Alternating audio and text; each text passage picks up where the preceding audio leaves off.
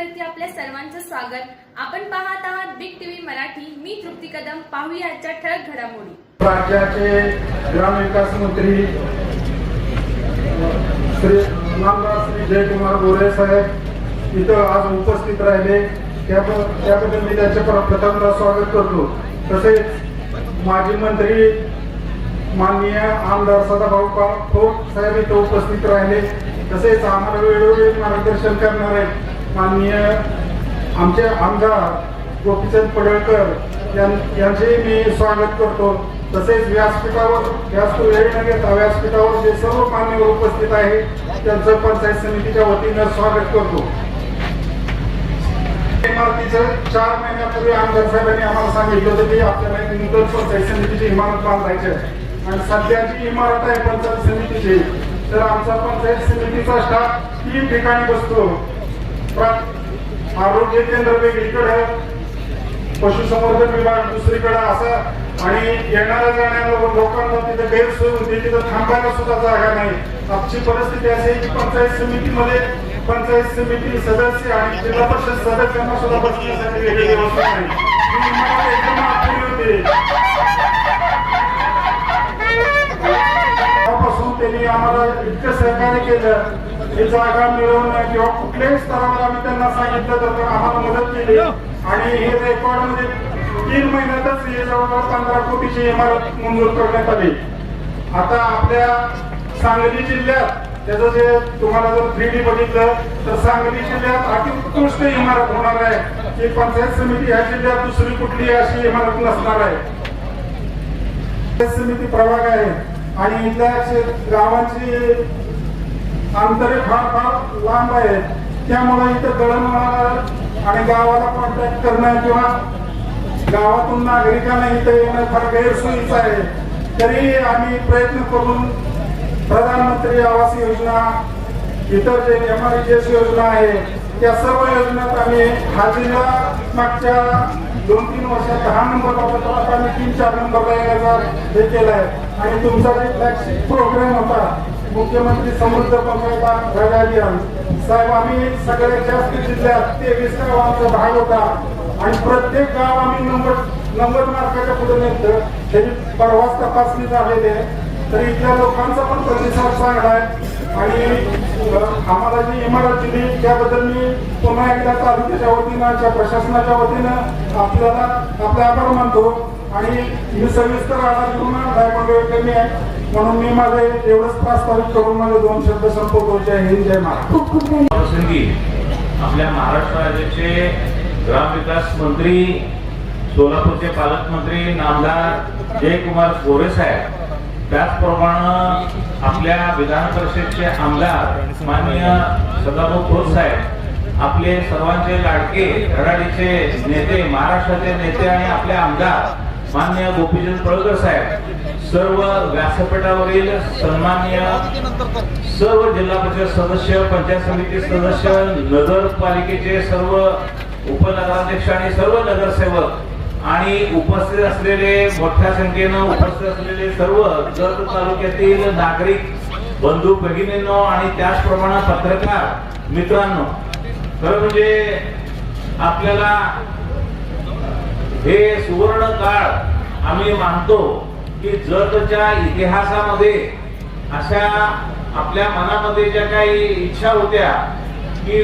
चांगली प्रशासकीय इमारत ही पंचायत समितीची असावी आणि ती कल्पना माननीय आमदार गोपीचंद पडळकर साहेबांनी उचलून धरली. त्याच पद्धतीनं नगरपालिकेची पण इमारत आपली मंजूर झालेली आहे. थोड्याच दिवसामध्ये नगरपालिकेचा एक मोठा कार्यक्रम आपण इथं अशाच पद्धतीने घेतोय. अनेक उपक्रम माननीय आमदार गोपीचंद पडळकर साहेबांच्या प्रयत्नातून इथं दिसत आहेत. आमच्यासाठी आपण जयकुमार गोरे साहेब, आपण एकदा दहीहंडीच्या कार्यक्रमाला दही गडबडीत येऊन गेलात आणि आमच्या जत तालुक्यासाठी आपण विजयकुमार गोरे आहात आणि आपण आणि आपली आणि गोपीचंद पडळकर साहेबांची मैत्री ही सर्वांना ज्ञात आहे आणि त्याच्यामुळं आपल्याला ग्रामविकास खात्याकडून एकही काम अडणार नाही आणि जगचा जो अनुशेष आहे तो नक्की भरून निघेल अशा अनेक इमारतीच्या प्रतीक्षात जग तालुका अनेक वर्षापासून होता. त्याच्या सौंदर्यामध्ये भर पाडणारी, जत ग्रामीण भागातील लोकांची स्वप्न पूर्ण करणारी पंचायत समितीची भव्य दिव्य इमारत राज्याचे लोकप्रिय ग्रामविकास खात्याचे मंत्री माननीय जयाभाऊंनी मंजूर केली. आणि नुसती मंजूर झाली नाही, त्याचं टेंडर झालं आणि आज स्वतः जयाभाऊंच्या शुभ हस्ते या इमारतीची पायाभरणी होते आहे. आणि येत्या काही महिन्यांमध्ये ही इमारत आपल्याला भव्य दिव्य स्वरूपामध्ये आपल्याला पाहायला मिळणार आहे. आणि असा एक देखणा कार्यक्रम आज आपल्या सर्वांच्या उपस्थितीमध्ये पार पडतोय. माननीय जयाभाऊंचं आपण जोरदार टाळ्या वाजवून आपल्या तालुक्याच्या वतीनं स्वागत करावं.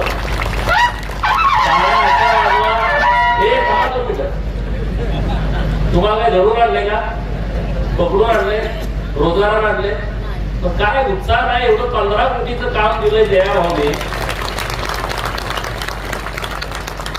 आज पुण्यामध्ये बातमी वाचली का नाही, 61 वर्षापूर्वी ही इमारत बांधली आहे. किती? 61. आणि 61 वर्षानंतर हा आजचा दिवस आहे. मग आपल्याला आनंद कसला पाहिजे. जयाभाऊंचं मनपूर्वक आभार व्यक्त करा की जत साठी त्यांनी 15 कोटीची पंचायत समितीची इमारत दिली आहे. इतक्या थोडा टाळ्या वाजवा की पुढे आपल्याला पैसे मागायचे याच कार्यक्रमामध्ये. आणि जयाभाऊनी या राज्यामध्ये जे काम केलंय, देवाभाऊ आणि जयाभाऊ 30 लाख लोकांना घरकुल मंजूर केलेले आहेत. या एका वर्षामध्ये 30 लाख लोकांना. काल परवा पाऊस झाला, स्टील कॉलनीमध्ये मी भेटायला गेलो. सगळे पत्रे उडून गेले लोकांचे, ज्यांना स्वतःच पक्क घर नाही. खाली जमीन आणि वर आभाळ. जमीन अंतरायला आणि आभाळ पांघरायला ज्यांना आहे त्यांना घराची किंमत आहे. जयाभाऊ तुम्हाला इतके आशीर्वाद मिळणार आहेत या महाराष्ट्रातल्या 30 लाख लोकांचे. आणि त्यातली 10,000 लोक तर माझ्या जत तालुक्यातलीच आहेत. 10,000 घरकुलं तुम्ही मंजूर करून दिलेले आहेत. आता वेळ कमी आहे, सगळं रेकॉर्ड आहे आमच्याकडं. आमची पंचायत समिती आणि जिल्हा परिषद खूप चांगल्या पद्धतीने काम करते आहे. त्या सगळ्या लोकांना पहिला हप्ता देऊन टाकलाय. काही लोकांची घरं पूर्ण झालेत, काही लोकांची घरं आता लेंटर पर्यंत आलेले आहेत, काहींची पायाभरणी झालेली आहे. 10,000 लोकांना एकदा घर कधी मिळालं होतं का सांगा तुम्ही. सरपंच आहेत बरेच इथं आपले, अनेक सिनियर लोक आहेत. आमचं जेवढं वय आहे तेवढं काम केलंय राजकारण, अशी लोक माझ्या समोर बसलेले आहेत. एका गावात 200, 300, 400 घरकुलं मंजूर केलेले आहेत. हे देवाभाऊ आणि जयाभाऊ आणि वर नरेंद्र मोदी साहेब आणि शिवराज सिंग चौहान साहेब यांच्या माध्यमातून हे घडलंय. मित्रांनो, कालच साताऱ्यामध्ये कार्यक्रम झाला, आपण सगळ्यांनी टीव्हीवरती बघितला. 5 लाख घरं बांधून पण पूर्ण झाली. त्याच्यासाठी धन्यवाद आपण जयाभाऊला दिले.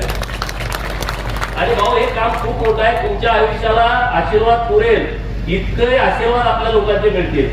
कारण घर बांधणं हे प्रत्येकाचं स्वप्न असतं, प्रत्येकाचं स्वप्न असतं, पण सगळ्याला ते पूर्ण होत नाही. अनेक लोक आहेत त्यांना जागा नाही. ज्यांना जागा नाही त्यांना तुम्ही सरकारची जागा द्यायचा निर्णय घेतला.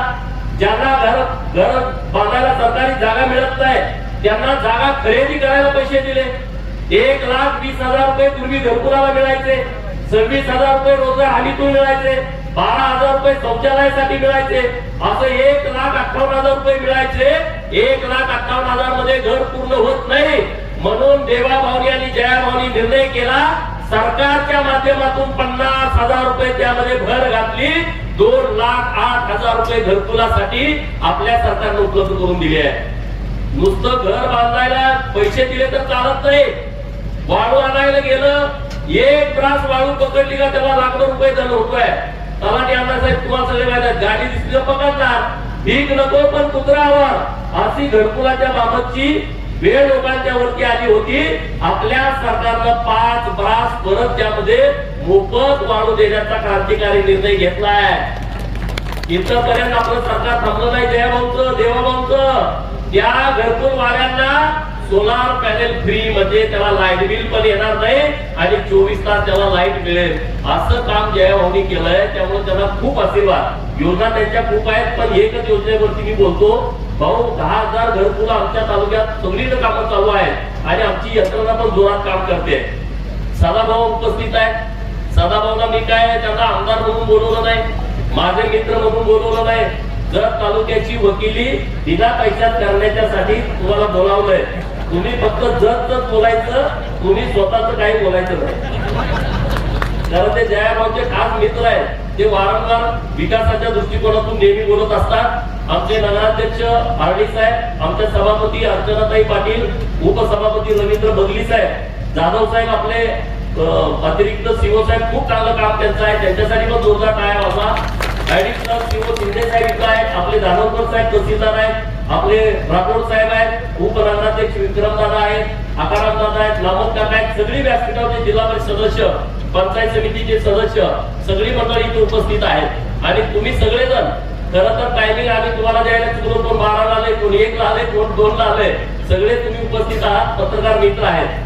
भाऊ जत तालुका तुमचा खरंच ऋणी आहे. कारण जत तालुक्यात देवभूमी तुमच्यामुळे ते झालंय पुस्तक तयार. देवभूमीची मी लक्षवेधी सभागृहात मांडली. त्या अधिकाऱ्यांना नेमकं कळलंच कुणाकडे पाठवायची, कुठल्या खात्याकडे पाठवायची, याचं उत्तर कुणी द्यायचं. जयाभाऊ म्हणले मी याचं उत्तर देणार. आणि त्यांनी उत्तर आपल्या सभागृहामध्ये नागपूरमध्ये दिलं. होय, जतला देवभूमी करण्याच्या दृष्टिकोनातून आमचं सरकार प्रयत्न करणार, असा शब्द भाऊनी आपल्याला तिथं सभागृहामध्ये दिलाय. आणि आता भाऊ मी मंगळवारी येतोय तुमच्याकडं हे पुस्तक आणि पत्र घेऊन. तुम्ही आणि बावनकुळे साहेबांनी बैठक लावून आम्हाला काय दुसरं काय करायचं नाही, नाव बदलायचं नाही, काय नाही. जतच्या अगोदर देवभूमी जत ही सरकारनं अधिकृतपणे घोषणा करावी अशी आमच्या सगळ्यांच्या वतीनं विनंती आहे ना. सगळ्यांना मान्य हात वर करून सांगा देवभूमी जत. कारण त्यातल्या 8 मंदिरांना जयाभाऊनी तीर्थक्षेत्र बचा दर्जा दिलाय आणि फंड पण दिलाय. धन्यवाद भाऊंचं की 5 लाख रुपयाचा निधी मिळायचा मुश्किल आहे आमच्या मंदिराला. तुम्ही जर 5-5 कोटी रुपये द्यायला लागलाय. आणि ही मंदिर अशी आहे जिथं लाखो लोक येतात. एक पर्यंत आम्ही चुकीची मागणी केलेली नाही. 1 लाखापासून 20 लाखापर्यंत भाविक येणारी मंदिरं जतमध्ये अशी 36 मंदिर आहे.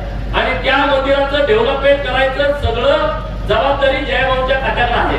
आणि त्यामुळे राहिलेले पण प्रस्ताव आम्ही तयार करणार आहे. 5 मंदिरं फक्त आमची वन विभागाच्या जागेमध्ये आहेत. त्याला काही तुमच्याकडून निधी देता येणार नाही. आणि म्हणून आम्ही मंगळवारी वन मंत्री महोदयांच्याकडे त्याची पण वेगळी बैठक लावलेली आहे. त्यांच्याकडून आम्ही त्याबाबतचा निधी आणून घेतोय. तालुक्यामध्ये ग्रामपंचायतच्या इमारतीला मागच्या वेळेस तुम्ही आम्हाला 5 ग्रामपंचायतीला मान्यता दिली. आता आमची 10 ग्रामपंचायती अशा आहेत की त्यांना इमारतच नाही. काही ग्रामपंचायतीच्या इमारती आहेत त्यांना दुरुस्ती करण्याची आवश्यकता आहे. भाऊ तालुक्यामध्ये इतकं टॅलेंट आहे. जिल्ह्यामध्ये जेवढ्या खेळाच्या स्पर्धा होतात त्यातले 40% बक्षीस आमची जतचीच पोरं असतात. 40% बक्षीस जतची पोरं असतात. सलग आता 3ऱ्यांदा जनरल चॅम्पियनशिप ही जतकडच आहे. चौथ्यांदा हे सगळे शिक्षक आहेत. अजून क्रीडाच्या सुविधा वगैरे काहीच नाही. आज आम्ही सकाळी क्रीडाची बैठक घेतली. आम्ही आराखडा तयार करतोय. आता आज सगळी ती जागा मोजून वगैरे आम्ही सगळी घेतली. तहसीलदार साहेब, क्रीडा अधिकारी आम्ही सगळे होतो. कुठलीही सुविधा नाही, पण पोरांच्या मध्ये मूळचं टॅलेंट आहे. मी तुम्हाला विश्वासानं सांगतो, या जिल्ह्यातली ग्रामीण भागातली सर्वात चांगली क्रीडा नगरी, क्रीडा अंगण, सगळ्या व्यवस्था आम्ही येत्या वर्षभराच्या आतमध्ये तुम्हाला तयार करून देऊ. मुलांच्यासाठी व्यवस्था तयार करून देऊ. नवोदय विद्यालय प्रत्येक जिल्ह्याला आहे. आपल्या जिल्ह्यात पण आहे पलूसला.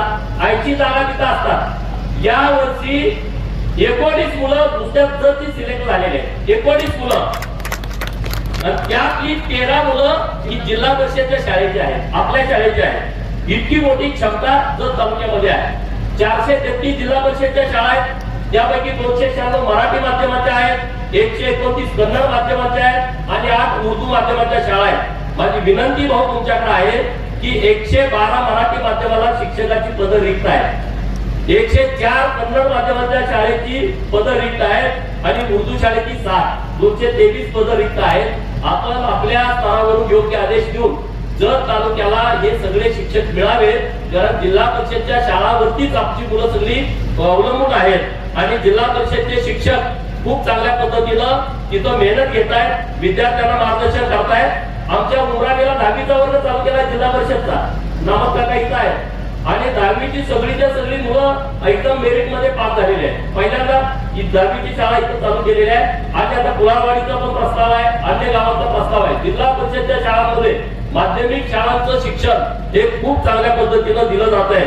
मुख्यमंत्री माझी शाळा सुंदर शाळेमध्ये आमची जतची शाळा क्रमांक 1 ही विभागामध्ये 3ऱ्या स्थानावरती आलेले आहे, त्यांना बक्षीस मिळालेलं आहे. तालुक्यामध्ये ग्रामीण रस्त्यांची लांबी 890 किलोमीटर आहे आणि माझी तुम्हाला विनंती आहे की तुम्ही जरा लक्ष देऊन ग्रामीण रस्ते आमचे होण्याच्या दृष्टिकोनातून तुम्ही आमच्यावरती लक्ष ठेवावं असे कळकळीची विनंती आपल्याकडे आमच्या जत तालुक्याच्या वतीनं मी तुम्हाला करतोय. बाकीचे विषय बोलण्यासारखे बरेच आहेत की उमेदच्या माध्यमातून 2-3 जिल्हा परिषदच्या ठिकाणी एखादं चांगलं सभागृह जर आपल्याला देता आलं तर त्याचा विचार आपल्या माध्यमातून करावा अशी एक नम्रतेची विनंती आहे. तालुक्यामध्ये बंजारा समाज मोठ्या प्रमाणात आहे. संत सेवालाल महाराज तांडा समृद्धी योजनेच्या माध्यमातून बंजारा समाजाच्यासाठी ज्या तांड्यावरती सुविधा पायाभूत गरजेच्या आहेत त्या सुविधा जर आम्हाला आपल्या माध्यमातून उपलब्ध करू.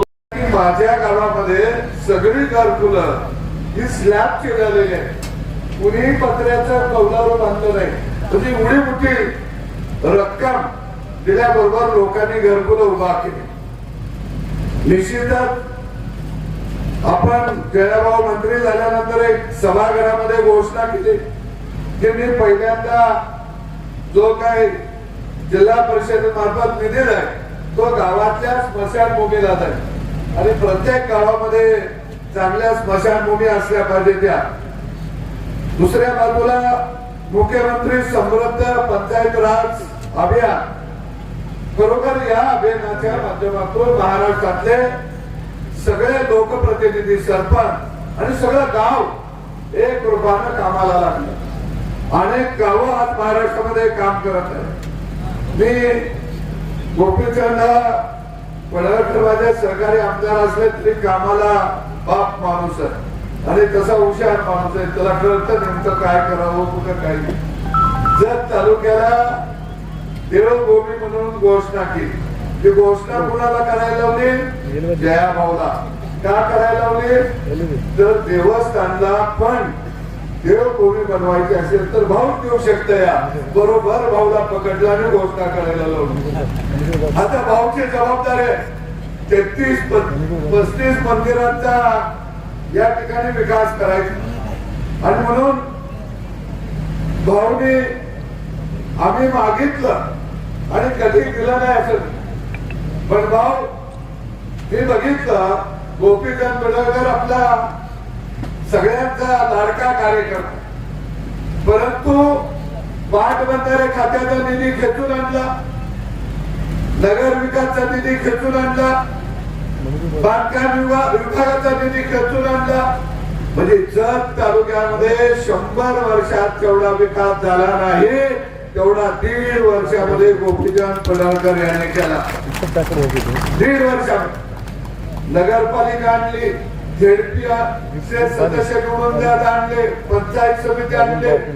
म्हणजे मी तर म्हणतो आजच्या योगातला सरसेनापती मल्हारराव होळकर कोण असेल तर त्याचं नाव गोपीचंद पडळकर आहे. आता मी असं म्हणलो काही घडी उद्यापासून टीका करायला लागतील, पण आमच्या दोघांना आम्हाला माहित आहे की आम्ही कुठं बटन दाबायचं ते बरोबर दाबतो.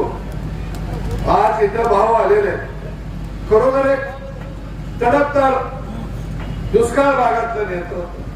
सोलापूर जिल्ह्यामध्ये त्यांनी झेंडा फडकवला, पंचायत समितीपासून झेडपीपर्यंत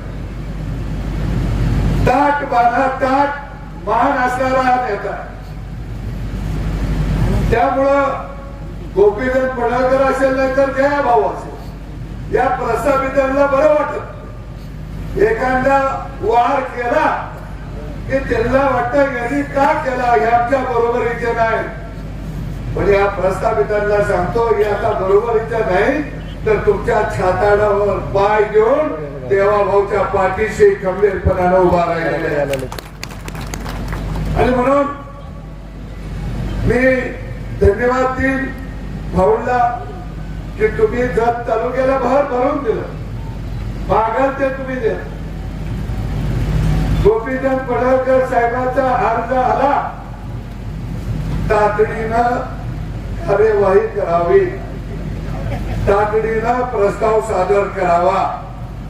नुसता प्रस्ताव सादर होत नाही, त्याच्याबरोबर विकासाची गंगा लगेच जत वाया जाते. पडळकर साहेब तुम्ही भाग्यवान, पण भाऊला मी विनंती करतो, मला काय देऊ नका, पण माझ्या अर्जावर तर कसा शेरा मारा, निदान मला बरं वाटेल, संध्याकाळी झोप लागेल, बाबा आपल्या अर्जावर शेरा मिळाला. हो आरडे साहेब सध्या खुश आहे. काय त्याला बिचाराला वाटत होत मला आमदार नगराध्यक्षापर्यंत आलाय, हळूहळू चालत राहावा, पण चालत राहताना आमच्या जागेवर येऊ नका. नाहीतर म्हणणार सदाभाऊ तुम्हीच सांगितलं होतं म्हणून मी तिकडे. पण निश्चितपणानं एक भाऊ सारखा ग्रामीण विकास खात्याला गावगाड्याला मंत्री हा महाराष्ट्रामध्ये मिळाला. आणि नुसता मिळाला मी पत्रकारांना सांगतो, मंत्रीपद ते देणारा आदरणीय मोदी साहेब आहेत, शहा साहेब आहेत, देवाभाऊ आहेत. पण मी तुम्हाला सांगतो, ही दोन माणसं सत्याच्या बाजूला लढणारे आहेत. आणि देवाभाऊसाठी बाजी प्रभू व्हायला लागला तर बाजी प्रभू होणार ही माणसं आहेत तुम्हाला मी सांगतो. कारण आम्हा सगळ्यांना गोपीचंद पडळकर असतील, मी असेल, आम्हाला एकच अपेक्षा आहे की आमचा नेता तो सर्वसामान्य माणसाला बरोबर घेऊन या महाराष्ट्राचा विकास करतोया. प्रस्थापितांना काढायचं, हिंमत टाकून प्रस्थापितांच्या विरोधामध्ये विस्थापितांना घेऊन जातोया. हे नेतृत्व जपलं पाहिजे, हे नेतृत्व विस्थापिताचं आहे. आणि म्हणून खऱ्या अर्थाने या महाराष्ट्रामध्ये पडळकर साहेब असतील, जयकुमार गोरे साहेब असतील, ते छाती ठोकपणे काम करत आहेत. कारण आम्हाला देवाभाऊचा विकासाचा मंत्र गावागावामध्ये घेऊन जायचा आहे. पडळकर साहेब तुम्ही तरुण आहे, अजून तुम्ही एवढं तरुण आहे की अजून लग्नाच्या वयात बी आलेलं नाही. किती तरुण आहे, त्यामुळे तुम्ही चिंता करू नका. तुम्हाला सुद्धा जया भाऊच्या मागोमाग निश्चितपणानं चांगल्या पदावर तुम्ही जाचीला म्हणजे टाळ्या वाजवायला लागलं.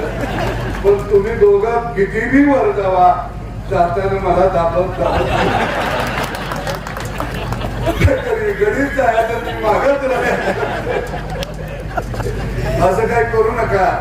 पण तुम्ही चिंता करू नका. तुम्ही मला जर नाही घेऊन गेला आणि विमानात जरी बसला तर मी विमानाला कासरा टाकणार आणि त्याला दुखून येणार. कारण आम्ही एक कुटुंब म्हणून जीवा भावाचे खऱ्या अर्थानं जया भावाने मी वागलो. मी एक किस्सा जाता सांगतो. मी मंत्री होतो. सभागृहामध्ये एखादा प्रश्न मला नवा असल्यामुळं आणि ग्रामीण भागात शेतकरी चळवळीवर काम केले, विरोधक गडी धावत याच. आता गडी आला, याला कुठेतरी आपण कोंडाळ्यात पकडूया. मी बोलायला अडकायला लागलो की जयाभाऊ पुढे विरोधी पक्षात होते. आपला बसायचं आसन सोडून जयाभाऊ एवढे पळत जोरात सुटायचे, म्हणजे जसं जंगलात शिकारीला गेल्यावर जसा शिकारी पळतो तसं जयाभाऊ पळत यायचं, माझ्याजवळ बसायचं आणि बोल भाऊ मी म्हणायचा काय मी बोल पण बोल. आणि मग मी बोलायला लागायचा. समोरचे म्हणायचं प्रश्न वेगळा आहे, बोलता वेगळं. भाऊ म्हणायचं बरोबर आहे, बोल.